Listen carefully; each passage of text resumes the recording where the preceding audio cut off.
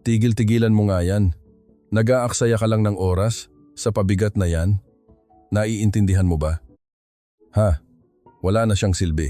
Ang matalim na boses ni Flavia ay humiwa sa maaliwalas na hapon. Kasabay ng pangingibabaw ng matapang at mamahaling pabango nito, na pilit nilulunod ang sariwa at matamis na amoy ng pinigang dalandan. Wala pang isang kurap ng mata. Ang basong kristal na maingat na hawak ni Florencia ay sapilitang inagaw mula sa kanyang mga kamay. Ang pagdurog ng manipis na kristal sa matigas na semento ay tila pagpunit sa tahimik na hapon. Ang malapot at kulay kahel na katas ay walang awang tumilapon. Bumakat na parang mapait na dumi sa malinis at maputing damit ni Doña Teresa. Natigilan si Florencia. Ang malamig na likido ay malagkit na gumagapang pababa sa kanyang magaspang na mga daliri. Hindi siya nakahinga. Ang kanyang mga mata ay nanlaki hindi dahil sa takot, kundi sa labis na gulat sa lantarang kalupitan. Sa harapan niya, ang matandang babae na kanina lamang ay matiyaga niyang pinapakain. Ngayon ay nanginginig ang mga balikat. Ang mga luha ni Doña Teresa ay tahimik na tumutulo. Sumasama sa matamis na katas ng dalandan na dumidikit sa kanyang kulubot na leeg. Walang salitang lumabas sa bibig ng matanda. Ngunit ang kanyang mga mata ay sumisigaw ng takot at pagkaawa sa sarili. Akmang kukunin ni Florencia ang panyo mula sa bulsa ng kanyang kupas na uniforme upang punasan ang matanda nang biglang bumukas ang malaking pinto ng hardin. Ang hangin ay nagdala ng bagong amoy ang halimuyak ng mga inangkat na pulang rosas. Si Vittorio. Matikas. Suot ang kanyang mamahaling suit. At sa kanyang kanang kamay ay isang maliit na kahon ng pelus na itim. Sa isang iglap, ang halimaw na nakatayo sa harapan ni Florencia ay nagbago ng anyo.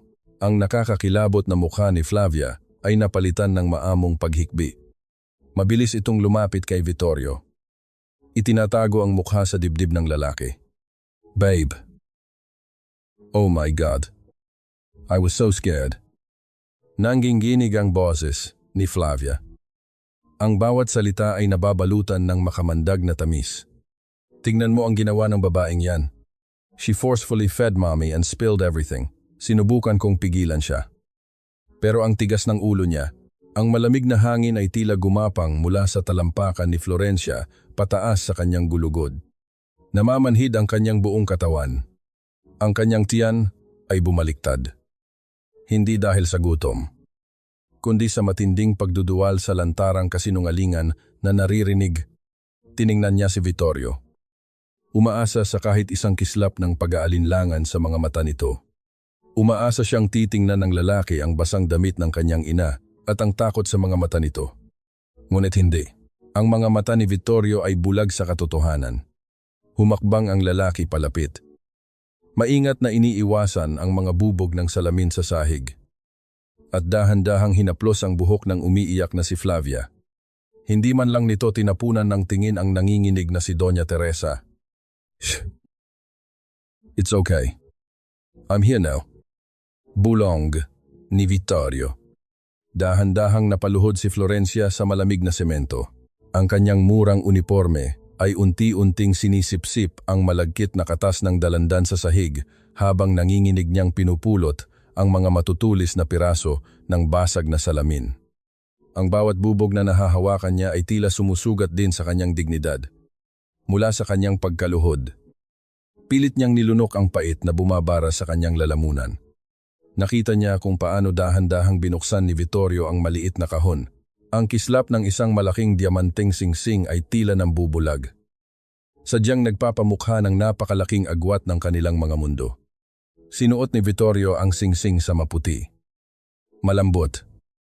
At perpektong daliri ni Flavia ang parehong daliri na ginamit nito upang saktan ang isang walang laban na matanda ilang minuto pa lamang ang nakalilipas. Ganito na lang ba ang halaga ko?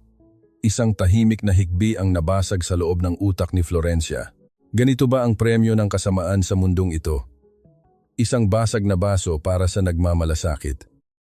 At diamante para sa isang demonyo. Ang malagkit na katas sa kanyang mga kamay ay tila naging putik ng kahihiyan na ipinapahid sa kanyang buong pagkatao. Yumuko siya ng mas mababa. Itinatago ang mga luhang nagbabadyang tumulo dahil sa labis na hiya at udyok ng kawalang katarungan. Tumawa ng mahina si Flavia. Isang tunog ng tagumpay na bumaon sa pandinig ni Florencia.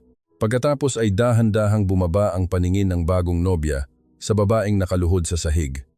Ang ngiti sa kanyang mga labi ay nanatiling matamis. Ngunit ang kanyang mga mata ay kasing lamig ng yelo. Turo ang daliring may suot na kumikinang na diamante. Tuminging si Flavia kay Vittorio. "Babe, I can't stand seeing mommy suffer like this. Fire her. Right now." Ayoko nang makita ang pagmumukha ng babaeng yan sa bahay na to. Ang bigat ng katahimikan ay tila dumagan sa balikat ni Florencia. Nakaluhod pa rin siya. Damang-dama ang malamig at magaspang na semento sa kanyang mga tuhod.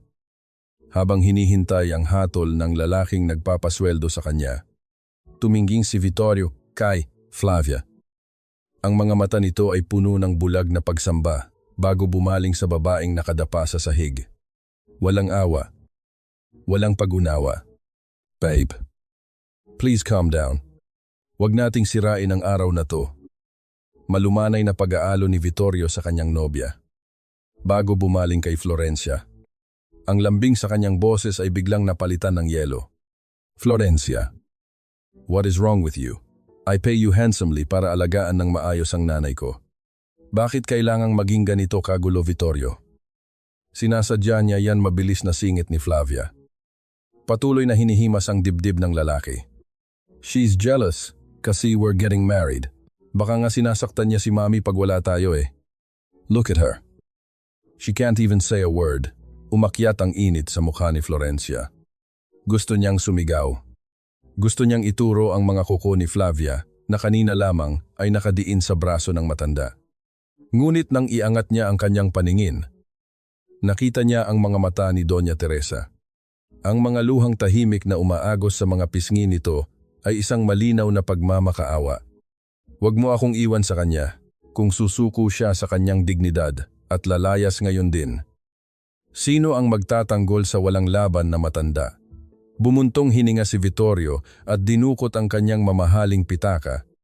Naglabas ito ng ilang malulutong na 5,000 piso at walang kawalang ibinagsak iyon sa harapan ni Florencia. Sa ibabaw mismo ng tumagas na katas ng dalandan. "Take this. Bilhan mo ng mga bagong damit si Mommy. And apologize to my fiancé. Ngayon din.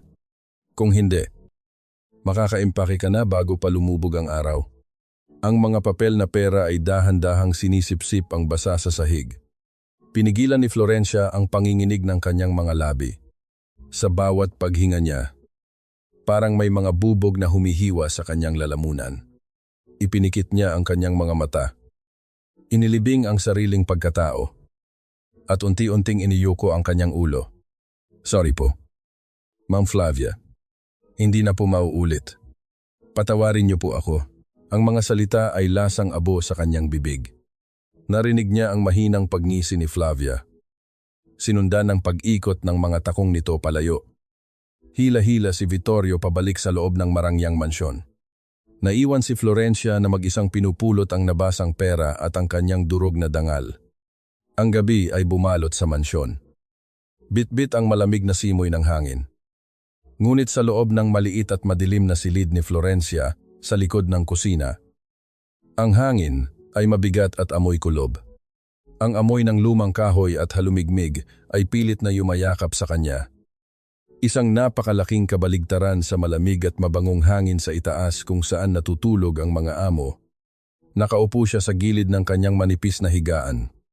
Sa ilalim ng aandap-andap na dilaw na ilaw, pinasadahan niya ng kanyang magaspang na daliri ang mga nalukot na pera. Ang pera na ibinayad upang takpan ang katotohanan. Ito na ba ang halaga ng pagiging tapat? Tanong niya sa kanyang isipan. Ang bawat kaisipan ay parang karayom na tumutusok sa kanyang dibdib. Ang paglunok sa lason ng kasinungalingan para lamang makabuhay ng iba. Isang anino ang dumaan sa malabong salamin ng kanyang bintana. Ang tahimik na kaluskos ng mga paa sa tuyong dahon sa labas ay nagpatayo sa kanya. Nang buksan niya ang pinto, sumalubong sa kanya ang madilim na pasilyo. Nakita niya si Concepcion, ang matandang mayordoma. Mahigpit nitong hawak ang laylayan ng kanyang duster. Ang mga mata ay nanlalaki sa takot at may pilit na gustong sabihin. Ngunit bago pa man makapagsalita si Florencia, umiling ng mabilis ang matanda. Tinalikuran siya at mabilis na naglakad palayo hanggang salamunin ito ng dilim. May kung anong mabigat na kutob ang gumapang sa dibdib ni Florencia. Hindi siya mapakali. Kahit alam niyang mahigpit na ipinagbabawal ni Flavia na pumasok siya sa kwarto ni Doña Teresa tuwing gabi. Tahimik siyang umakyat sa hagdan. Walang ingay ang kanyang mga hakbang sa makapal na karpet. Pagpasok niya sa silid ng matanda, ang tanging nagbibigay liwanag ay ang maliit na lampara sa gilid ng kama. Ang amoy ng gamot at matandang balat ay nanunuot sa hangin. Nahihirapang huminga si Doña Teresa. Ang dibdib nito ay mabilis na umaangat at bumababa. Tila may matinding sakit na tinitiis kahit sa pagtulog. Lumapit si Florencia upang ayusin ang kumot nang mahagip ng kanyang paningin ang medical chart na nakapatong sa maliit na mesa. Kinuha niya ito. Tumigil ang pagtibok ng kanyang puso. Sa ilalim ng malabong liwanag, kitang-kita ang maladyablong ebidensya. Ang listahan ng mga mahahalagang gamot para sa puso at matapang na painkiller na dapat iturok tuwing ika-8 ng gabi at ika-2 ng madaling araw. Ay malinaw na nakaekis gamit ang isang makapal na pulang ballpen. At sa ibaba nito, naroon ang pamilyar na pirma ng taong nag-utos na itigil ito. Hindi aksidente ang paghihirap ng matanda. Ito ay isang tahimik at planadong pagpatay. Ang malansang amoy ng nabubulok na pagkain mula sa malaking basurahan sa likod ng kusina ay sumusugat sa pang-amoy. Ngunit hindi ito inalintana ni Florencia. Sa ilalim ng malamig na sikat ng buwan, ang kanyang mga kamay na nababalot ng manipis na guwantes na plastik ay mabilis na humahalukay sa mga itinapong basura. Ang kanyang hininga ay bumibigat habang isa-isang kinukumpara ang mga walang lamang lalagyan ng gamot na nahanap niya sa mga nakasulat sa reseta. 3 bakanting balat ng matapang na painkiller. 3. Ngunit ayon sa bilang ng mga araw, dapat ay 7 ang naiinom na ni Doña Teresa. Ang pulang ekis na nakita niya sa medical chart kagabi ay isang malinaw na utos ng pagpapahirap. Ginugutom ni Flavia ang matanda sa gamot na tanging nagpapagaan ng sakit ng katawan nito. Dali-dali niyang ibinulsa ang matutulis na plastik na lalagyan ng gamot at mabilis na bumalik sa loob. Sa madilim na pasilyo patungo sa labahan. Hinabol niya si Concepcion. Ang matandang mayordoma ay amoy murang sabong panlaba at pawis. Nakayuko habang nagtutupi ng mga tuwalya. Hinawakan ni Florencia ang nanginginig na braso ng matanda. Tiningnan niya ito nang diretsyo sa mga mata. Nagmamakaawa na maging kakampi sa loob ng bahay na ito na unti-unting nagiging impyerno. Nay Conching. Nakita ko ang chart. Tinatago ni Ma'am Flavia ang magagamot. Alam kong nakikita mo rin kung paano niya sinasaktan si Senyora. Pabulong na pagsamo ni Florencia. Ang boses ay basag dahil sa pilit na tinatagong emosyon. Tulungan mo akong magsabi kay Servitorio. Isang matinding panginginig ang dumaan sa buong katawan ni Concepcion. Mabilis nitong iwinaksi ang kamay ni Florencia. Tila napaso sa mga narinig. Ang mga mata ng matanda ay nanlaki sa matinding takot habang patuloy na umiiling. Are you crazy? Florencia, gusto mo ba akong mawalan ng trabaho? Nanginginig ang boses ng mayordoma. Ang bawat salita ay may halong pagsisisi at pagkamakasarili. Matanda na ako. Malapit ko nang makuha ang pensyon ko. May utang na loob ako kay Servitorio. Wala akong nakita. Wala akong alam. Just keep your mouth shut if you know what's good for you. Tinalikuran siya nito. Iniiwan si Florencia na nilalamon ng matinding pagkabigo. Ang takot na dulot ng kahirapan ay isang malakas na kadena na nagbubusalan sa bibig ng katotohanan. Kinagabihan, ang malawak na bulwagan ng mansyon ay nabalot ng nakakabulag na liwanag mula sa mga kristal na chandelier. Ang hangin ay mabigat sa amoy ng inihaw na baka, mamahaling alak, at mga pinaghalong pabango ng mga mayayamang panauhin na dumalo upang ipagdiwang ang formal na anunsyo ng kasal ni Vittorio at Flavia. Si Florencia, suot ang kanyang malinis ngunit kupas na uniforme, ay inatasang tumayo sa isang gilid upang mag-abot ng mga pamunas at magligpit ng mga pinagkainan.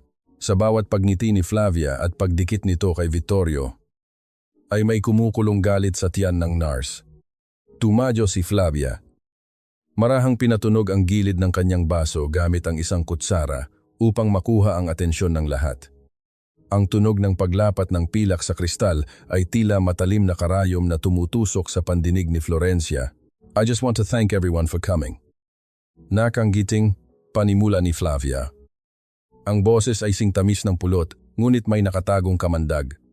Lumingon ito sa gawi ng mga kasambahay. Ang mga mata ay nanadya ng magtama ang paningin nila ni Florencia.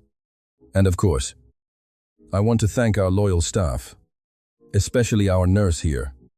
You know, it's so hard to find good help nowadays. Yung iba kasi, pera lang ang habol at nakakalimutan ang lugar nila. Nagmamarunong pa kaysa sa mga amo. But we still keep them out of pity. Diba? Babe Charity is so important to our family. Nagtawanan ng mga bisita. Pumapalakpak sa kabutihang loob ng mapapangasawa ng bilyonaryo. Ang init ng matinding kahihiyan ay umakyat sa mukha ni Florencia. Ang mga patagong pagpaparinig at panlalait ay sadyang ibinabato sa kanya sa harap ng maraming tao. Sa ilalim ng mahaba at makapal na mantel ng mesa, ipinasok ni Florencia ang kanyang nanginginig na kamay sa bulsa ng kanyang apron. Hinawakan niya ng mahigpit ang walang lamang plastik ng gamot na nakuha niya sa basurahan. Pinisil niya ito ng pinisil. Ibinaon niya ang matalim na gilid ng plastik sa kanyang sariling palad upang ilipat ang sakit ng kanyang dibdib patungo sa kanyang laman. Naramdaman niya ang mainit at malagkit na likido na unti-unting dumaloy sa kanyang balat. Ang sarili niyang dugo ang nagpapanatili sa kanya sa huwisyo upang hindi sumigaw at sumabog sa galit. Sa kalagitnaan ng pagdiriwang, inilabas si Doña Teresa sakay ng wheelchair para sa isang pampamilyang litrato. Mabilis na lumapit si Flavia upang tumayo sa likuran ng matanda. Pilit nitong hinila ang paralisadong kanang braso ni Doña Teresa upang ipahawak dito ang isang pumpon ng bulaklak. Sa lakas ng pagkakabatak, isang mabilis na pagniwi ng matinding sakit ang dumaan sa mukha ng matanda. Ang kanyang mga mata ay nanlaki at napapikit ng mariin. Pinipigilan ang impit na daing na hindi makalabas sa kanyang lalamunan. Sa hindi inaasahang pagkakataon, nahagip iyon ang paningin ni Vittorio. Ang ngiti sa mga labi ng lalaki ay dahan-dahang naglaho. Bahagyang kumunot ang kanyang noo. Ang kanyang mga mata ay napako sa mahigpit na pagkakahawak ng mga daliri ni Flavia sa manipis na braso ng kanyang ina. Isang anino ng pag-aalinlangan ang dumaan sa kanyang mukha. Subalit bago pa man niya mabigyan ng kahulugan ang nakita, kumislap ang matinding liwanag ng kamera at muling nagsuot ng perpektong ngiti si Flavia. Pinili ni Vittorio na magbulag-bulagan muli. Itinatago ang katanungan sa likod ng kanyang tahimik na pagbuntong hininga. Kinagabihan, nang matapos ang pagdiriwang, bumalik si Florencia sa kanyang maliit na silid. Binalot niya ng malinis na gasa ang sugat sa kanyang palad. Tahimik at malamig ang gabi. Subalit ang kapayapaan ay biglang nawasak nang bumukas ang pinto nang walang anumang katok. Ang nakasusuyang amoy ng mamahaling pabango ay mabilis na nilamon ang amoy ng kulob sa kwarto. Nakatayo sa may pintuan si Flavia. Ang ngiti sa kanyang mga labi ay hindi umaabot sa kanyang yelong mga mata. Tumingin ito kay Florencia mula ulo hanggang paa. Tila nandidiri sa nakikita. Starting tomorrow, you don't need to prepare mommy's medicines. Mahinang sabi ni Flavia. Ang bawat pantig ay isang banta. Ako na mismo ang mag-aalaga sa future mother-in-law ko. Subukan mong makialam pa. Florencia. At sinisiguro ko sa'yo. Hindi lang trabaho ang mawawala sa'yo. Ang malagim na hatol ni Flavia ay naging totoo nang sumunod na araw. Pilit na kinuha sa mga kamay ni Florencia ang tanging dahilan kung bakit niya piniling manatili sa mansyon na iyon ang pag-aalaga kay Doña Teresa. Ang mga sumunod na araw ay naging isang malamig na impyerno. Dahil umalis si Vittorio para sa isang linggong business trip sa ibang bansa. Iniwan nito ang buong kapangyarihan sa pagpapatakbo ng bahay sa kanyang mapapangasawa. Ang unang utos ni Flavia, ipagbawal si Florencia na lumapit. Pumasok. o kahit sumilip man lang sa silid ng matandang ginang. Maraming salamat po sa pakikinig kung naantig ang puso ninyo. Huwag kalimutang mag-like, mag-subscribe, at mag-iwan ng comment para mas marami pa kaming maibahaging kwento sa inyo. Sa halip na gampanan ang kanyang sinumpaang tungkulin bilang nurse, inutusan si Florencia na gawin ang mga pinakamabibigat at pinakamaruruming trabaho. Since you have nothing to do, linisin mo ang lahat ng banyo sa guest rooms. Use bleach. Gusto kong makitang kumikinang yan pagbalik ko mula sa spa. Utos ni Flavia. Habang tinitignan ang kanyang bagong manicure na mga kuko. Nakasandal sa hamba ng pinto ng malaking kusina. Ang matapang, nakakapasong amoy ng purong pampaputi ay pumuno sa mga banyo at pasilyo ng ikalawang palapag. Nakaluhod si Florencia sa matigas na mga baldosa. Walang guwantes. Walang anumang proteksyon. Ang kanyang mga kamay na dating sanay sa marahang paghawak ng hiringgilya at pagmamasahe ng mga binti ni Doña Teresa ay ngayon ay namumula at nagbabalat sa tapang ng kemikal. Ang bawat hapdi ay paalala ng kanyang mababang katayuan. Isang tahasang pagyapak sa kanyang propesyon upang siya ay ipahiya. Ngunit mas masakit pa sa hapdi ng kanyang balat ang tahimik na daing na naririnig niya sa tuwing dadaan siya sa labas ng kwarto ng matanda. Patagong sumilip si Florencia mula sa siwang ng pinto ng silid na hindi nakasara ng maayos. Nakita niya si Doña Teresa. Nakahiga ito. Walang kakayahang gumalaw. Ngunit ang pagpintig ng mga ugat sa leeg at ang matinding pagkunot ng noo ay nagpapakita ng pinakamatinding porma ng sakit na pisikal. Wala na ang mga painkiller. Pinipigilan ng matanda ang sariling huminga ng malalim dahil maging ang paggalaw ng kanyang dibdib ay nagdudulot ng matinding kirot. Isang mainit na luha ang tumakas sa mga mata ni Florencia. Ganito ba kadali para sa mga mayayaman na ituring na basura ang buhay ng isang taong hindi na mapakinabangan? Gusto niyang pumasok at yakapin ang matanda. Ngunit alam niyang anumang maling galaw niya ay magiging dahilan upang tuluyan siyang palayasin ni Flavia sa bahay na iyon. At kapag nangyari iyon, sino na ang magiging boses ng matanda kinahapunan? Habang nag-iisa si Flavia sa hardin upang magkape, nagtago si Florencia sa likod ng malaking haligi. Nakita niyang may kausap ang babae sa telepono. Ang boses ni Flavia ay maingat na pinababa. Ngunit hindi nakatakas sa pandinig ni Florencia ang mga salitang lumabas sa bibig nito. Yes. Attorney. Oh. Malapit na siyang bumigay. The pain makes her delirious. Pagbalik ni Vittorio, we just need to push the idea na kailangan na siyang i-confine sa isang psychiatric facility o nursing home. Yes. Yung pasilidad na kontrolado natin para madali nang makuha ang power of attorney sa mga properties niya. Tila may yelo na ibinuhos sa buong katawan ni Florencia. Walang kinalaman ang puot ni Flavia sa matanda ito ay malinaw. Kalkulado. At malamig na plano para nakawin ang kayamanan ng pamilya Alvarez bago pa man mangyari ang kasal. Hindi lamang inosenteng nurse si Florencia na naipit sa sitwasyon. Siya ay isang balakid na kailangang alisin ni Flavia dahil alam niya ang katotohanan sa likod ng kondisyon ng matanda. Ang takot na matagal nang nakatanim sa kanyang dibdib ay dahan-dahang napalitan ng isang malamig at tahimik na galit. Hindi na sapat ang umiyak. Hindi na sapat ang magtiis at manahimik. Ang matapang na amoy ng kemikal sa kanyang mga kamay. Ang bawat balat na natuklap dahil sa pampaputi ay tila naging panggatong sa kanyang determinasyon. Paglubog ng araw, humingi siya ng 3 oras na pahintulot mula kay Concepcion upang pumunta di umano sa botika. Ngunit hindi gamot para sa sarili ang kanyang binili gamit ang natitirang sahod niya na muntik na niyang hindi tanggapin noong araw na ipahiya siya. Kinagabihan, habang mahimbing na natutulog si Flavia matapos uminom ng sleeping pills. Tahimik na gumapang si Florencia papasok sa madilim na kwarto ni Doña Teresa. Wala siyang dalang anumang ilaw upang hindi makatawag ng pansin. Ang paghinga ng matanda ay mabigat at mababaw. Nilapitan niya ito. Marahang hinawakan ng malamig nitong kamay upang iparating ang kanyang presensya.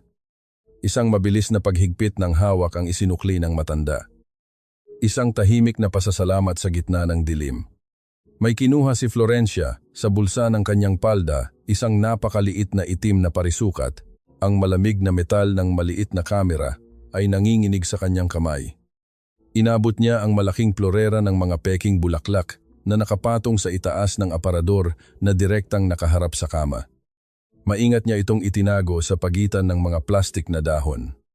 Tiningnan niya ang natutulog na matanda. Konting tiis na lang po.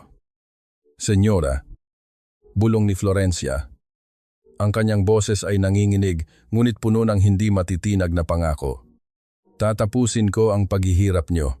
Mabigat at kulay abo ang kalangitan kinabukasan.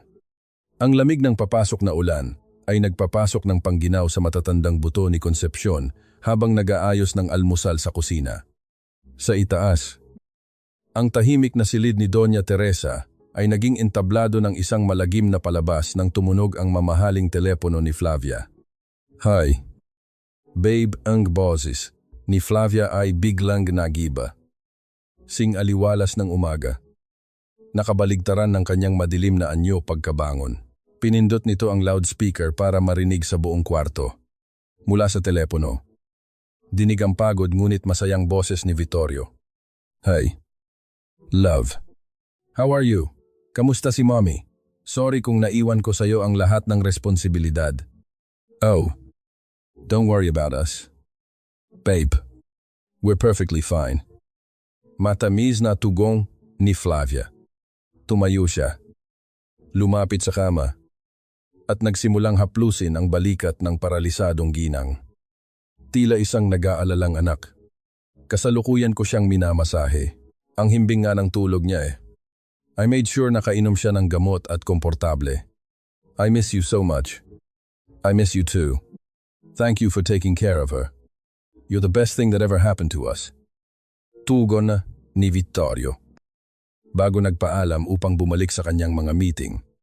Sa sandaling mamatay ang tawag. Ang maamong ngiti sa labi ni Flavia ay mabilis na napawi. Ang banayad nitong haplos sa balikat ni Doña Teresa ay biglang naging isang mabilis at malakas na pagpisil. Sapat para bumaon ang kanyang mga kuko sa manipis na balat ng matanda. Namilipit ang mukha ni Doña Teresa sa sakit. Ang dibdib nito ay nanginginig dahil sa impit na daing. Tumahimik ka. Maring bulong ni Flavia. Inilapit ang kanyang mukha sa tainga ng ginang. Konting araw na lang at tuluyan na kitang itatapon sa mental hospital. At hindi ka na makikita ng anak mo. Kailanman. Sa kabilang bahagi ng bahay. Sa loob ng mainit at masikip na labahan kung saan nakatambak ang mga maruruming kumot. Nakatayo si Florencia. Hawak niya ang kanyang lumang telepono na ang screen ay may basag sa gilid. Ang kanyang mga mata ay nanlalaki. Hindi makahinga. Habang pinapanood ang live feed mula sa nakatagong kamera sa plorera. Malinaw. Ang bawat salita. Ang bawat kuko na bumaon sa balat ng matanda. Ay nakarecord. Nanginginig ang kanyang mga tuhod. Hindi dahil sa takot, kundi sa matinding poot gigil. Ang lantarang kasamaan at ang kawalang hiyaan kung paano manipulahin ni Flavia si Vittorio ay isang uri ng kasuklam-suklam na sining. Bumukas ang pinto ng labahan. Pumasok si Concepcion. May dalang basket ng mga maruming tuwalya. Lumingon si Florencia sa matandang mayordoma. Ito na ang pagkakataon. Kung gusto niyang maging matibay ang ebidensya kapag iniharap niya ito kay Vittorio, kailangan niya ng isang saksi na matagal nang iginagalang sa bahay. Lumapit si Florencia kay Concepcion. Wala nang paligoy-ligoy. Iniharap niya ang maliit na screen ng telepono sa mukha ng matanda at pinindot ang replay. Tingnan mo, to. Nay Conching. Tingnan mo kung sino ang kinakampihan at pinoprotektahan mo. Matigas na pabulong ni Florencia. Napakunot noo si Concepcion. Ngunit nang luminaw ang imahe sa screen, napatigil siya sa paghinga. Nakita niya ang pagpisil. Narinig niya ang banta tungkol sa mental hospital. Ang bawat detalye ay sumampal sa kanyang matagal na pananahimik. Dahan-dahang tinakpan ni Concepcion ang kanyang bibig gamit ang panginginig niyang kamay. Ang kanyang matatandang mata ay nangilid sa luha. Isang malaking patak ng luha ang tumulo at bumagsak sa magaspang na kamay ni Florencia na hawak ang telepono.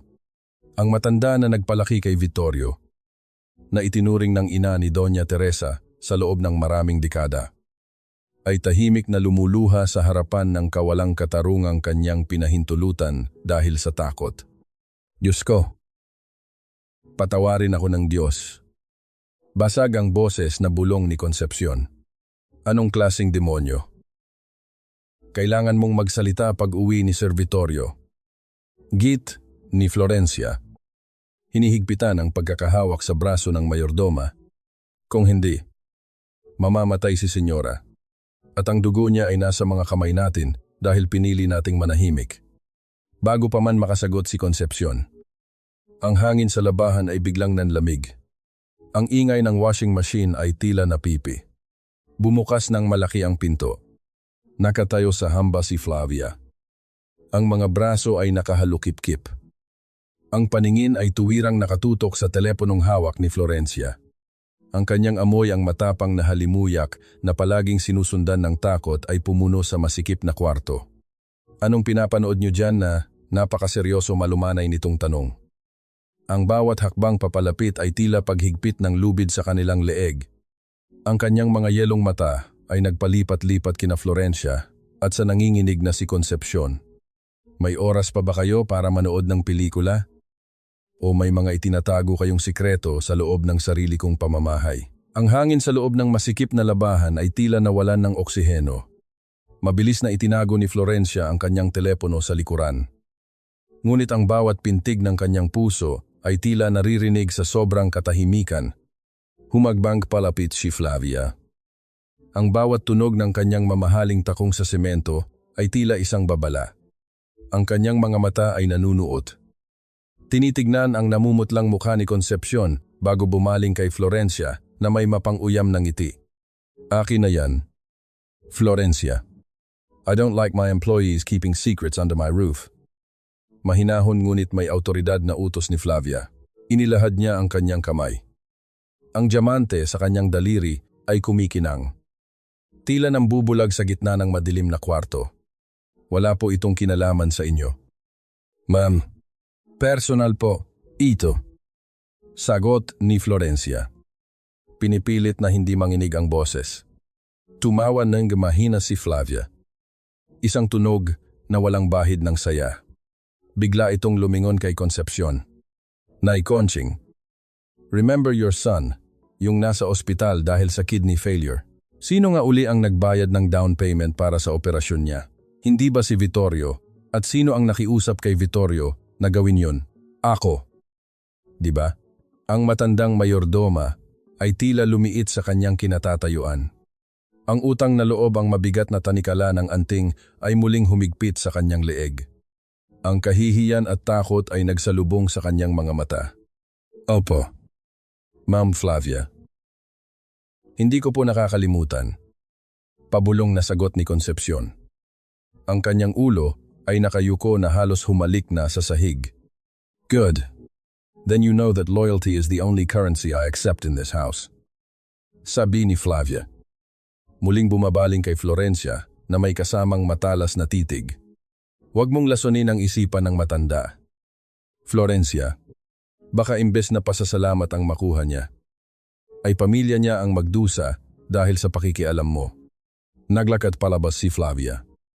Iniwan ang dalawang babae sa gitna ng nakabibinging pagsisisi. Alam ni Florencia na sa puntong ito, hindi lamang ang trabaho niya ang nakataya, kundi maging ang kaligtasan ng mga taong mahal ni Concepcion. Ang kasamaan ni Flavia ay hindi lamang pisikal. Ito ay isang lason na gumagamit ng kabutihan ng iba upang maghasik ng takot. Paglipas ng ilang oras, ang mansyon ay muling nabulabog sa pagdating ni Vittorio mula sa biyahe. Ngunit walang masayang pagsalubong. Sa loob ng opisina, ang amoy ng lumang leather at alak ay humahalo sa amoy ng ulan sa labas. Inilapag ni Flavia ang isang makapal na folder sa ibabaw ng mesa ni Vittorio. Ang tunog ng pagbagsak ng mga papel ay tila hatol ng kamatayan. Baba, we can't wait any longer. Look at these medical reports. Sabi ni Flavia. Ang boses ay puno ng peking pag-aalala habang hinahaplos ang balikat ng pagod na lalaki. The doctors said her condition is deteriorating because of her mental state. She's becoming aggressive. Para sa ikabubuti niya, kailangan natin siyang ilipat sa facility na ito sa Tagaytay. It's world class. Babe, doon. Mabibigyan siya ng tamang atensyon. Tinitignan ni Vittorio ang mga dokumento. Ang kanyang mga kamay ay nanginginig. Ang pirma niya na lamang ang kulang upang tuluyang ilayo ang kanyang ina sa sarili nitong tahanan. Is there no other way? Flavia, hindi ba pwedeng dito na lang siya mahinang tanong ni Vittorio? Ang kanyang boses ay puno ng pagod at pag-aalinlangan. And risk her hurting herself. O baka saktan niya ang mga tao rito. Look at what happened the other day with the orange juice. Vittorio, even the nurse can't handle her anymore. Patuloy na pagmamanipula ni Flavia. Inabot niya ang panulat at inilagay sa kamay ng lalaki. Do it for her. Babe. Out of love. Sa labas. Ang langit ay tuluyan ng dumilim. Ang unang patak ng ulan ay nagsimulang humampas sa mga bintana. Mabilis at marahas. Sa loob ng kanyang silid. Si Doña Teresa ay nanginginig. Ang kanyang lalamunan ay tila barado. Ang hangin ay hindi makapasok sa kanyang mga baga. Ang bawat paghinga ay isang pakikipaglaban. Sinubukan niyang abutin ang bell sa tabi ng kama. Ngunit ang kanyang mga daliri ay walang lakas. Naririnig niya ang mga yabag sa labas ng pinto. Inisip niyang si Florencia iyon. Ngunit ang narinig niya ay ang malamig na tunog ng susi na pinihit sa labas. Ang pinto ay nilak mula sa labas. Ang matalim na kidlat ay gumuhit sa langit. Nagbibigay ng panandaliang liwanag sa madilim na kwarto. Doon, nakita ni Doña Teresa ang ganino ni Flavia sa ilalim NG Pinto. Nakatayo. Naghihintay na mawalan ng hininga ang matanda bago pumasok at magkunwaring nagulat sa nangyari. Ang langit ay tila nagngangalit. Ibinubuhos ang isang delubyong nagnanais lumunod sa buong lungsod. Ang bawat patak ng ulan na humahampas sa bubungan ng mansyon ay parang libu-libong maliliit na bato. Maingay at walang katapusan. Sa loob ng madilim na pasilyo, ang amoy ng ozone at basang lupa ay humahalo sa malamig na hanging nanggagaling sa mga bintana. Tumayo si Florencia sa tapat ng pinto ni Doña Teresa. Ang kanyang puso ay tumitibay sa bawat segundong lumilipas. Mula sa loob, narinig niya ang isang tunog na nagpapatayo ng kanyang balahibo. Isang gurgling sound. Ang tunog ng hangin na pilit lumulusot sa lalamunang barado ng likido. Hindi ito ang normal na paghinga ng isang natutulog. Ito ang huling pakikipagtuos ng isang katawang sumusuko na. Hinawakan ni Florencia ang doorknob. Hindi ito gumagalaw. Pinihit niya ito ng pinihit. Ngunit ang matigas na bakal ay nanatiling nakalapat sa hamba. Ang pagkakakandado ng pinto mula sa labas ay isang hatol ng kamatayan na lantarang isinagawa sa gitna ng kadiliman. Walang pag-aalinlangan. Tumakbo si Florencia patungo sa imbakan ng mga kagamitan sa dulo ng pasilyo. Ang kanyang mga kamay ay nanginginig sa lamig at adrenaline habang kinakapa ang mabigat na martilyo. Pagbalik niya, natagpuan niya si Flavia na nakatayo sa tapat ng pinto.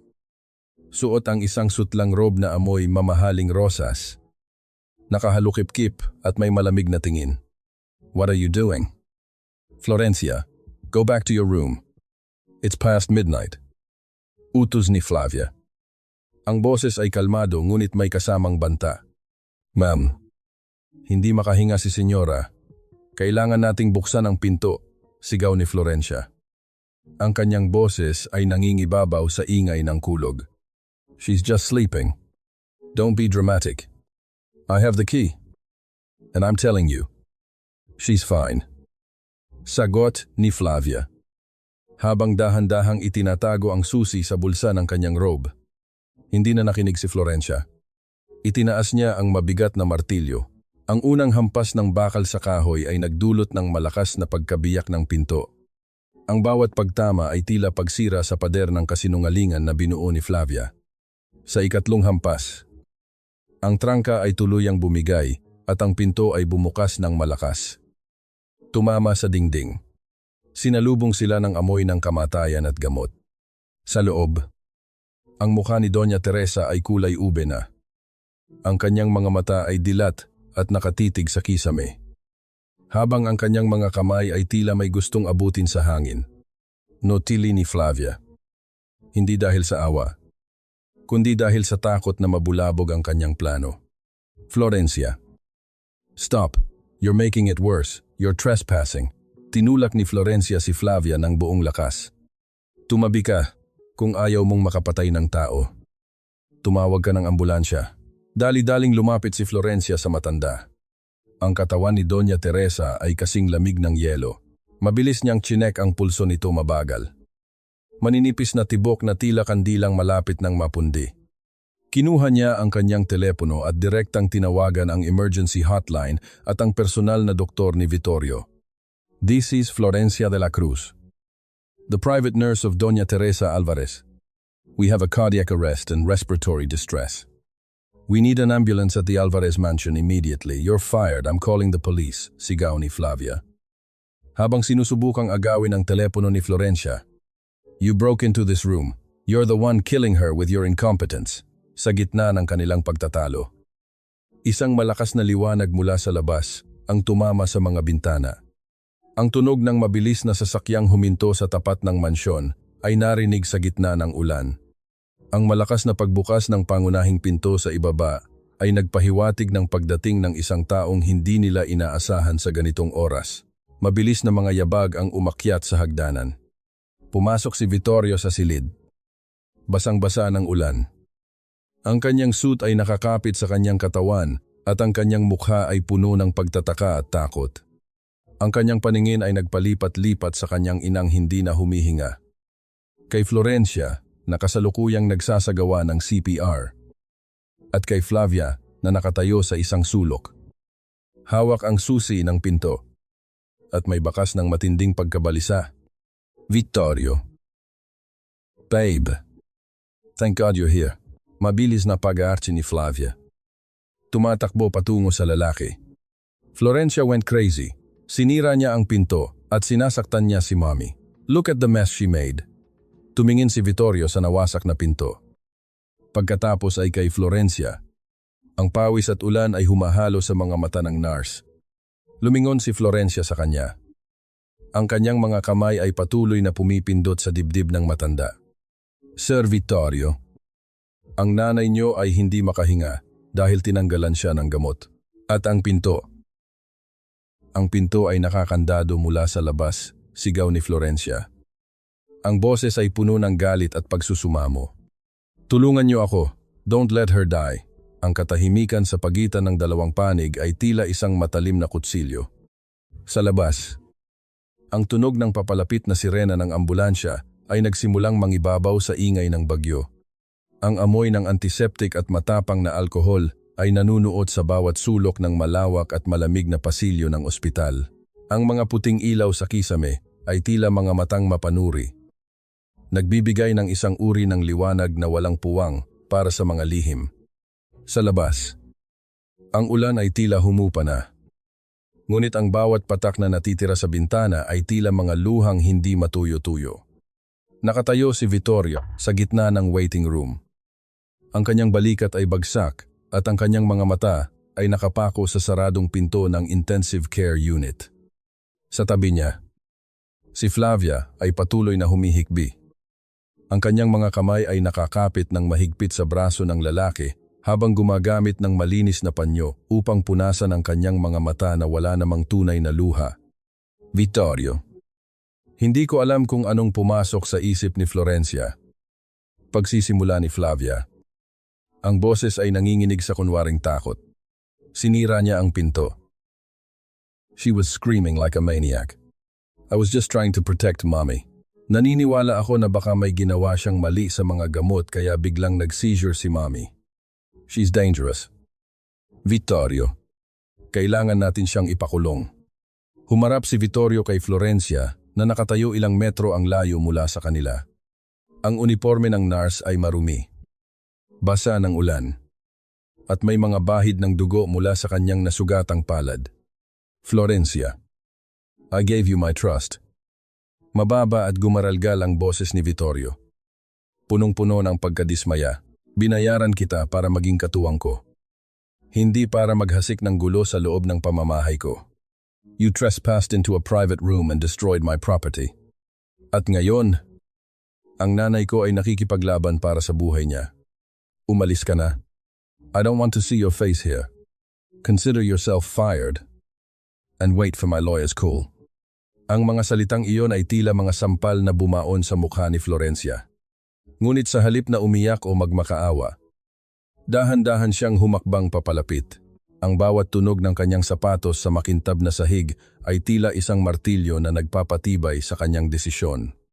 Hindi siya tumingin kay Flavia. Ang kanyang mga mata ay diretso sa mga mata ni Vittorio, mga matang puno ng katotohanan na matagal nang ipinagkait sa lalaki. Hindi ako aalis hanggat hindi mo nalalaman ang totoo.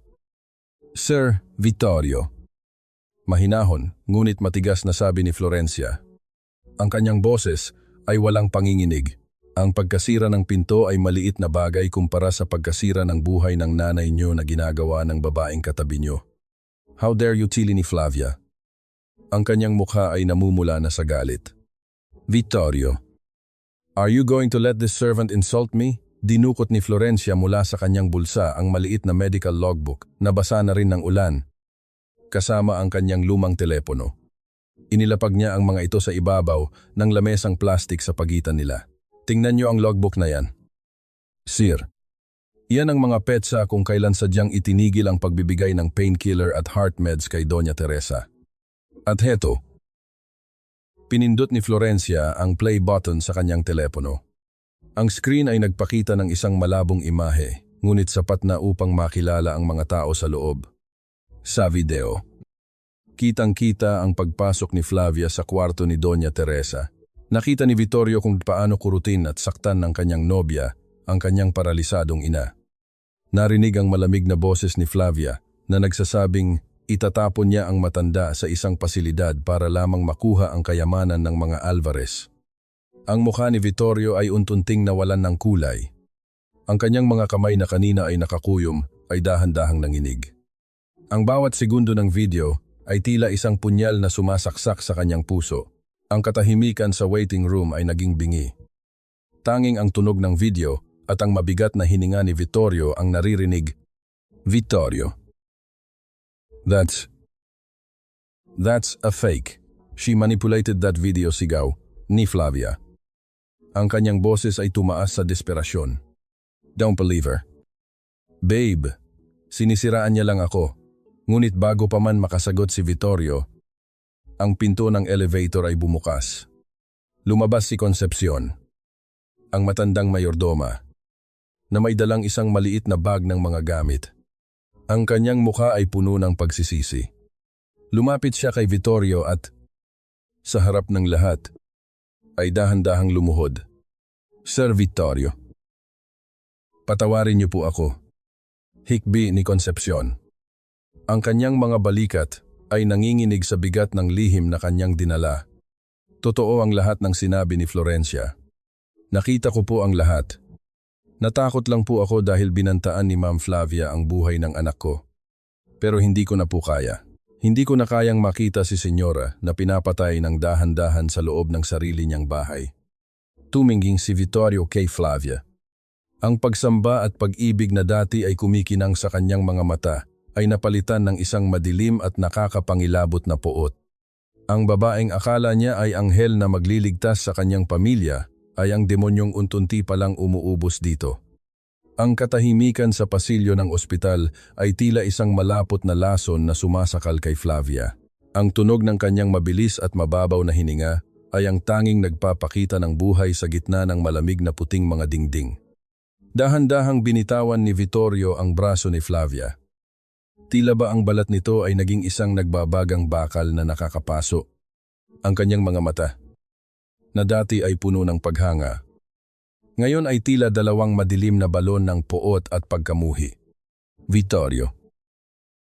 Listen to me. Babe, I did it for us, para hindi tayo mahirapan. Ang boses ni Flavia ay basag. Ang kanyang mga kamay ay nanginginig habang pilit na inaabot ang laylayan ng suit ni Vittorio. "Huwag mo akong hahawakan." Ang boses ni Vittorio ay mababa. Parang kulog na nagmumula sa kailaliman ng lupa. Walang galit na sigaw, kundi isang malamig na pagkamuhi na mas masakit pa sa anumang sampal. Lahat ng nakita ko, lahat ng narinig ko. "You are a monster, Flavia. Ginamit mo ang nanay ko. Ginamit mo ako." "No. Sinisiraan lang nila ako. That nurse. She wants your money," tili ni Flavia. Itinuro ang kanyang daliri kay Florencia. Luminghon si Vittorio sa mga security guard na nakatayo sa dulo ng pasilyo. "Ilabas niyo ang babaeng ito. Ngayon din. At tawagan niyo ang legal team ko. I want a restraining order. And I want her investigated for elder abuse and attempted fraud. Huwag niyo siyang hahayaang makalapit muli sa nanay ko o sa kahit anong pag-aari ng mga Alvarez." Ang eksena ng pagkaladkad kay Flavia palabas ng ospital ay tila isang mabagal na pelikula. Ang kanyang mga tili ng pagmamakaawa ay dahan-dahang humina habang nilalamon siya ng pagsasara ng pinto ng elevator. Naiwan si Vittorio. Nakatayo sa gitna ng pasilyo. Ang kanyang buong mundo ay gumuho sa loob ng isang gabi. Dahan-dahang humarap si Vittorio kay Florencia. Ang lalaking laging mataas ang noo at puno ng kumpiyansa ay tila naging isang maliit na bata sa harapan ng nurse. Ang kanyang mga mata ay namumula. Puno ng pagsisisi na hindi kayang bayaran ng anumang halaga. "Florencia." Mahinang tawag niya. Lumapit siya. Ang kanyang kamay ay tila gustong humingi ng tawad, ngunit natatakot na dumampi sa maruming uniforme ng babae. "I am so sorry. Wala akong mukhang maihaharap sa'yo. I was blind. Naging masama ako sa'yo kahit na ikaw lang ang tunay na nagmamahal sa nanay ko." Tumingin si Florencia sa lalaki. Wala siyang naramdamang tagumpay. Tanging isang malalim na pagod at ang pait ng katotohanan. "Sir Vittorio, hindi po pera ang ipinunta ko rito." Pabulong na sagot ni Florencia. Ang kanyang boses ay kalmado. May taglay na dignidad na hindi kayang bilhin ng yaman ng mga Alvarez. "Pumasok ako sa bahay niyo para magtrabaho ng tapat. Pinanatili ko ang aking hiya at pangalan. Kahit na paulit-ulit niyo itong tinapakan. Alam ko, Florencia. Kaya please, stay." Pagsusumamo ni Vittorio, "Kailangan ka ni Mommy. Kailangan kita. I will double your salary. Triple. Anything you want. Just don't leave us like this." Isang mapait na ngiti ang dumaan sa mga labi ni Florencia. Dahan-dahang inabot ng kanyang mga kamay ang butones ng kanyang puting apron na may bahid ng dugo at dumi. Isa-isa niya itong kinalas sa harap ni Vittorio. Ang tunog ng pagtanggal ng butones ay tila pagputol sa huling tanikala ng kanyang pagkaalipin. Itinupi niya ang kanyang uniforme ng maayos at inilapag ito sa upuan sa tabi ng pintuan ng ICU. "Ang serbisyo ko po ay galing sa puso, sir. At ang puso, hindi nababayaran ng triple o quadruple na sahod," sabi ni Florencia. Tumingin siya sa bintana ng ICU kung saan mahimbing na natutulog si Doña Teresa sa ilalim ng bantay ng mga makabagong aparato. "Ligtas na po ang senyora. Tapos na po ang misyon ko rito." "Florencia." "Wait." Tawag ni Vittorio nang magsimulang maglakad palayo ang nurse. Hindi lumingon si Florencia. Ang bawat hakbang niya palayo ay tila pagbawi sa kanyang sarili. Ang amoy ng ospital ay unti-unting napalitan ng sariwang hangin ng madaling araw nang lumabas siya sa main entrance.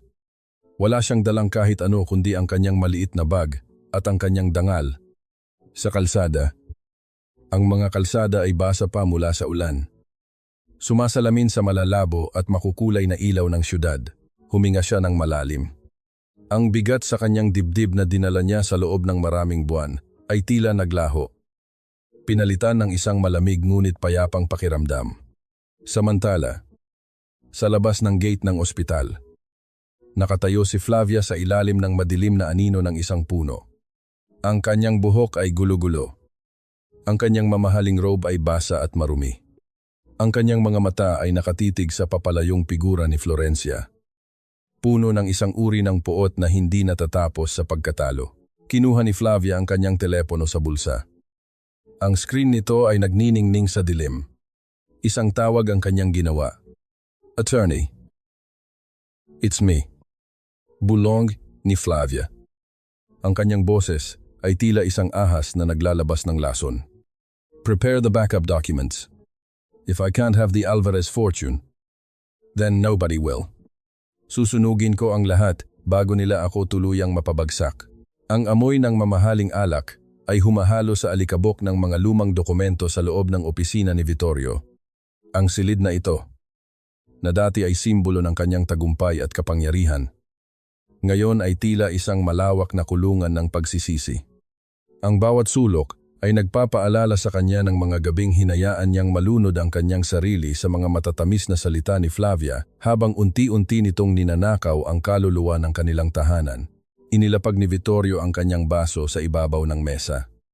Ang tunog ng paglapat ng kristal sa matigas na kahoy ay tila isang babala sa gitna ng katahimikan. Sa kanyang harapan, ang kanyang mga abogado ay abala sa pagrerepaso ng mga dokumentong nakuha mula sa opisina ng abogado ni Flavia. Sir, it's worse than we thought. Panimula ni Attorney Santos, habang inaayos ang kanyang salamin.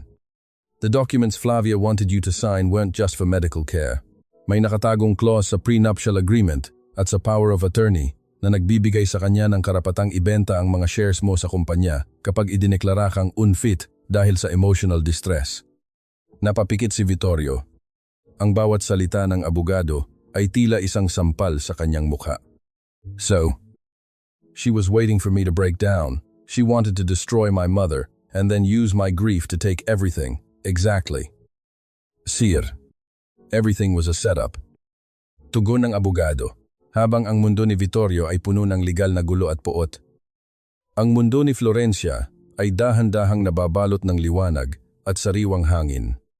Doon sa isang maliliit na bayan sa Laguna, kung saan ang amoy ng basaing lupa at sariwang dahon ng saging ay humahalimuyak sa umaga. Muling natagpuan ni Florencia ang kanyang sarili, ang kanyang mga kamay, na dati ay namumula at nagbabalat dahil sa matapang na kemikal ng pampaputi. Ngayon ay malinis na at muling nagtataglay ng init ng pag-asa. Nakatayo siya sa loob ng isang maliit na klinika sa kanilang barangay. Ang paligid ay hindi gawa sa marmol o kristal, kundi sa simpleng semento at kahoy na pininturahan ng puti. Ang amoy rito ay hindi pa bango ng rosas, kundi ang amoy ng pinakuluang dahon ng bayabas at eucalyptus, mga amoy na nagpapagaling. Hindi nananakit. Salamat po. Nurse, Florencia. Ang galing niyo po mag-alaga. Parang hindi po masakit ang turok niyo. Masayang sabi ng isang matandang pasyente habang inaayos ang kanyang baston. Isang tunay na ngiti ang sumilay sa mga labi ni Florencia. Isang ngiti na hindi kailangang itago sa likod ng takot o kahihiyan. Walang anuman po. Tay, basta inumin niyo ang mga gamot niyo sa tamang oras. Sa paglubog ng araw, naupo si Florencia sa beranda ng kanilang maliit na bahay. Ang katahimikan ng probinsya ay tila isang mainit na yakap na nagpapahilom sa mga sugat ng kanyang nakaraan. Dito, siya ay hindi isang utusan o isang nurse lang. Dito, siya ay si Florencia, ang babaeng may sapat na lakas upang tumayo sa sariling mga paa. Ngunit sa gitna ng kanyang katahimikan, isang pamilyar na kaba ang bumalik nang makita niya ang isang itim na sasakyan na pumarada sa malayo. Hindi iyon ang sasakyan ni Vittorio, kundi isang sasakyang tila nagmamanman. Samantala, sa Maynila, ang mga paanyaya para sa kasal ng taon ay naipamahagi na. Ang mga pangalan ni Vittorio Alvarez at Flavia Montenegro ay nakaukit pa rin sa gintong mga letra sa libu-libong mamahaling papel sa loob ng isang madilim at masikip na apartment. Nakaupo si Flavia sa harap ng salamin. Ang kanyang buhok ay hindi na maayos. Ang kanyang mga mata ay may malalalim na itim na bilog sa ilalim. Hawak niya ang isa sa mga paanyaya. Ang kanyang mga kuko ay pilit na kinakalkal ang gintong tinta hanggang sa mapunit ang papel. Hindi niyo ako matatalo ng ganito lang. Bulong ni Flavia sa kanyang sariling refleksyon.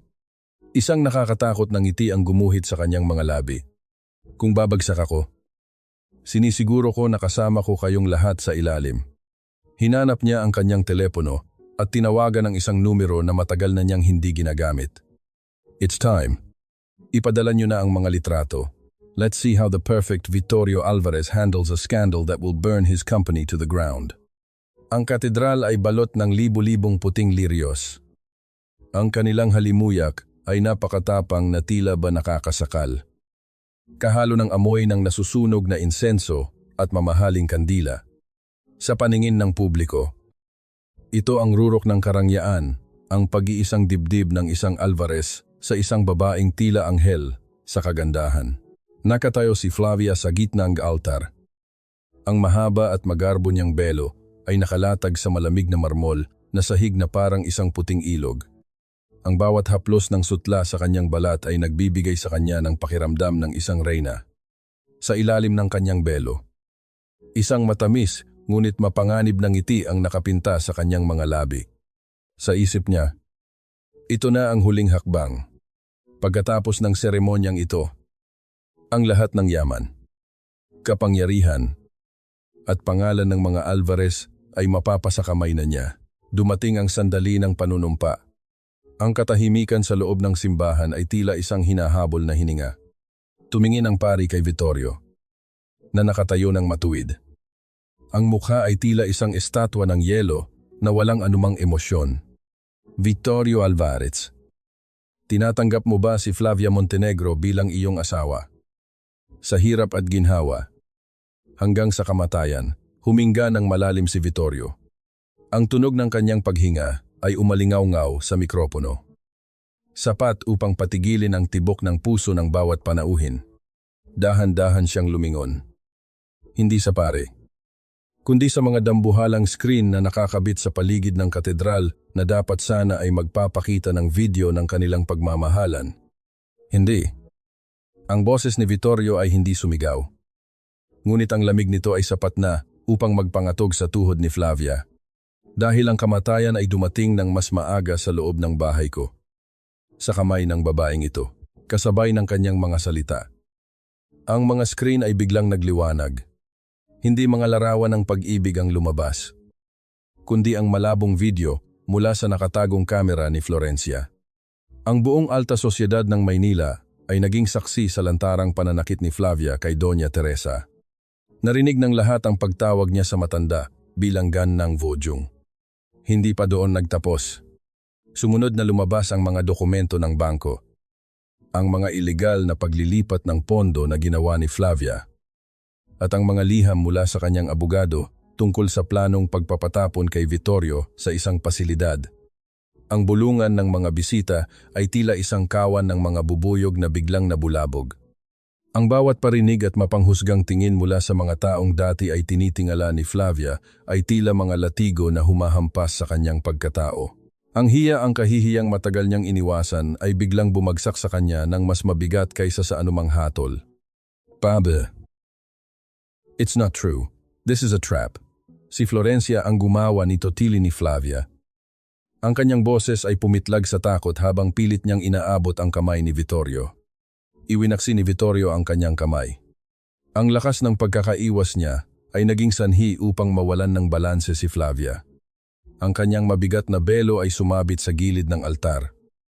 At kasabay ng kanyang pagkadapa sa malamig na marmol. Ang maliit na tiara na nakapatong sa kanyang ulo ay tumilapon at bumagsak. Nawasak sa maliliit na piraso sa sahig. The wedding is over. At ang buhay mo sa mundong kinatatayuan mo ay tapos na rin. Sabi ni Vittorio.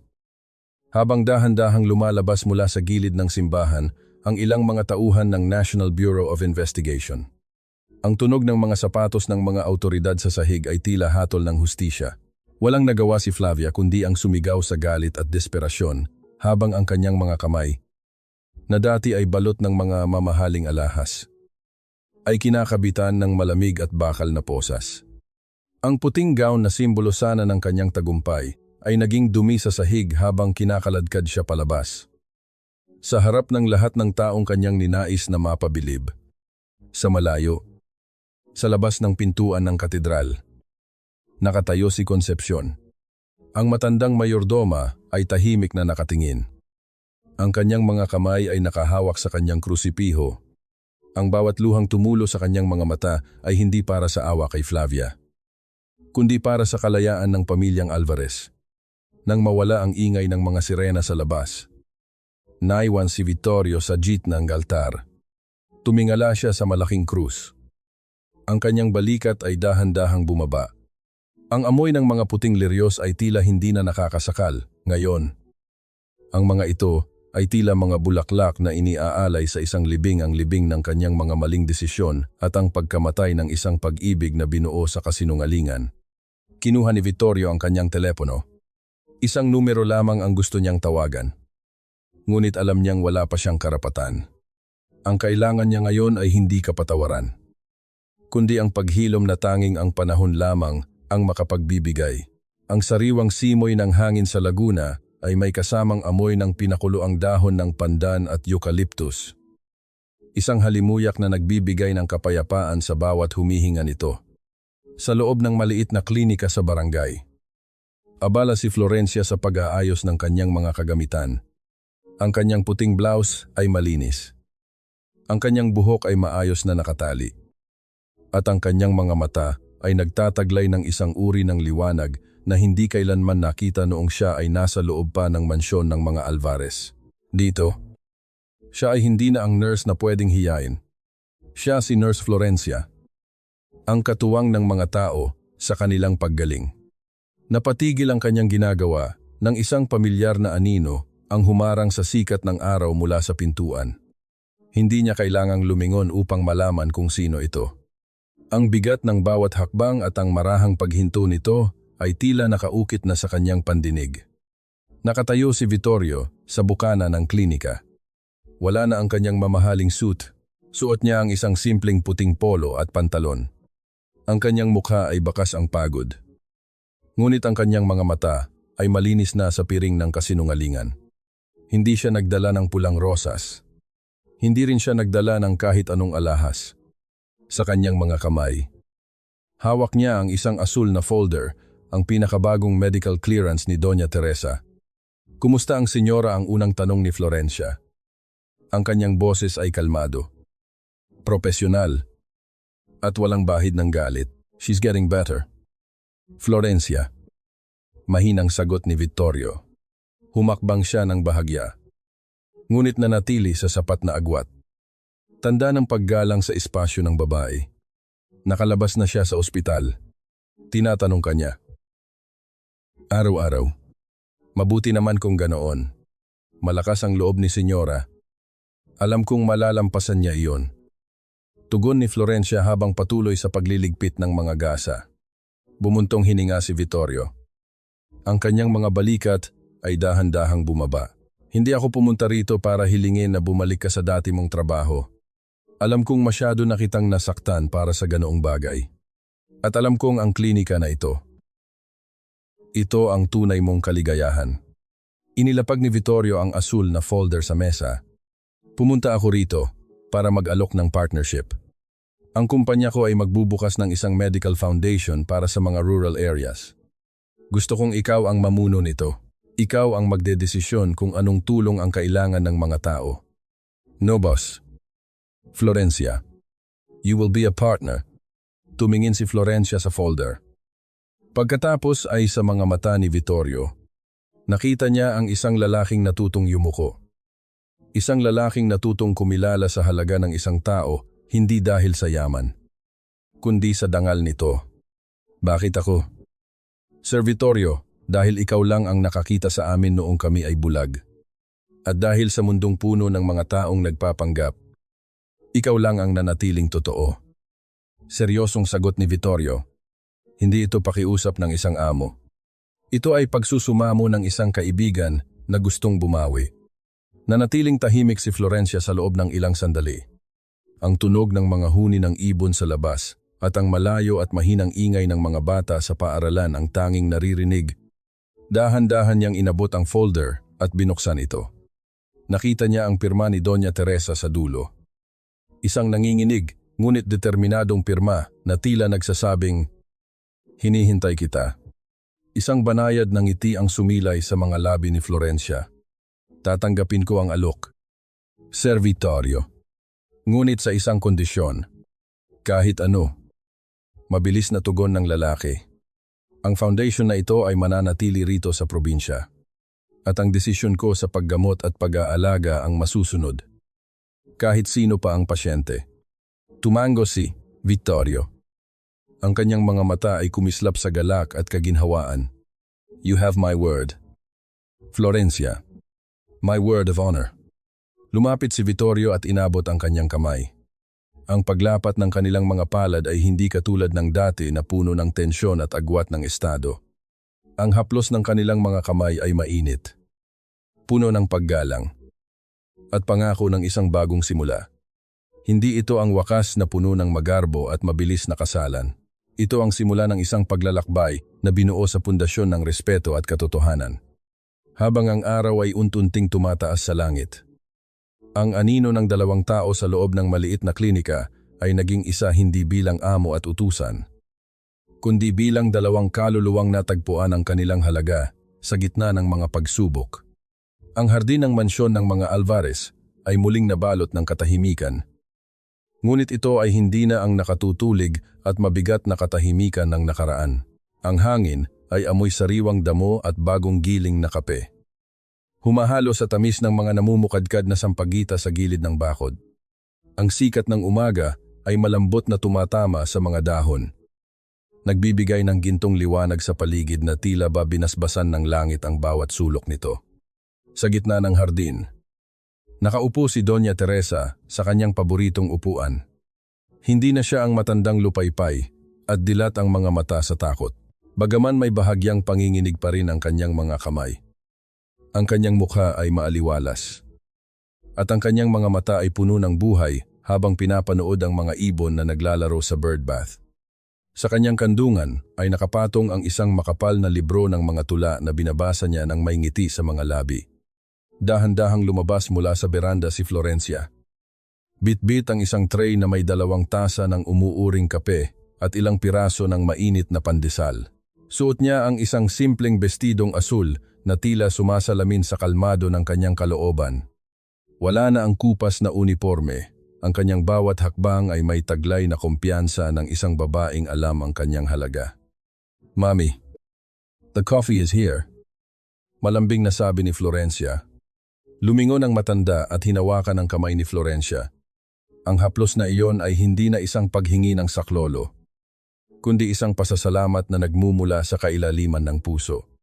Sumunod si Vittorio. Suot ang kanyang salamin sa mata at may hawak na ilang papeles tungkol sa foundation.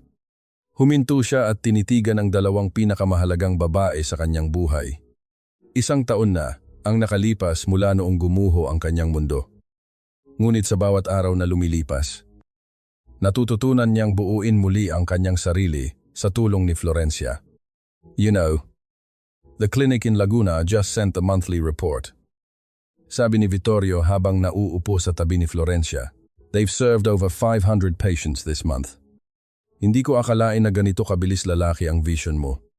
Ngumiti si Florencia. Ang kanyang mga mata ay nagniningning. "It's not just a vision, Vittorio. It's a mission." Ang paggaling ay hindi lang tungkol sa gamot, kundi tungkol sa pagpapadama sa mga tao na sila ay nakikita at pinahahalagahan. Kinuha ni Vittorio ang kamay ni Florencia at dahan-dahang itinaas ito upang hagkan ang kanyang mga daliri. Ang bawat magaspang na bahagi ng palad ng nurse ay tila mga medalya ng karangalan para sa lalaki. "Thank you for not giving up on us. Thank you for showing me what true strength looks like." Sa malayo, sa kabilang panig ng lungsod, sa loob ng isang malamig at masikip na pasilidad ng gobyerno, nakaupo ang isang babaeng hindi na makikilala. Ang buhok ni Flavia ay gupit lalaki. Tuyot ang balat, at ang kanyang mga kamay ay puno ng mga kalyo mula sa paglilinis ng mga pasilyo bilang bahagi ng kanyang sentensya. Wala na ang mga diamante. Wala na ang amoy ng mamahaling rosas.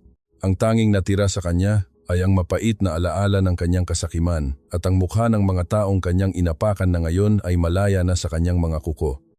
Ang kanyang pangalan na dati ay kinatatakutan ay isa na lamang numero sa listahan ng mga bilanggo isang anino ng nakaraan na unti-unti nang kinakalimutan ng mundo. Bumalik ang kapayapaan sa hardin ng mga Alvarez nang marahan na umihip ang hangin. Nililipad ang ilang talulot ng puting bulaklak patungo sa kandungan ni Florencia. Tumingala siya sa asul na langit. Huminga ng malalim. At naramdaman ang init ng araw sa kanyang balat. Ang sugat ng nakaraan ay naging mga pilat na lamang mga paalala na ang tunay na kagandahan ay hindi nakikita sa kislap ng hiyas, kundi sa tibay ng isang pusong piniling manatiling tapat sa gitna ng unos.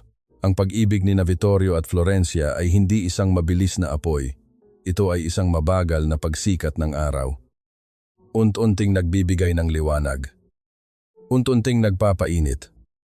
Hanggang sa ang bawat bakas ng dilim ay tuluyan ng mapawi. Sa ilalim ng malawak na malabay na dahon, ang tatlong kaluluwa ay magkakasamang bumubuo ng mga bagong alaala. Malayo sa puot. Malayo sa dumi ng kasinungalingan puno ng pag-asa. Paggalang. At ang wagas na kapayapaan ng isang tahanang tunay ng pinaghaharian ng pagmamahal.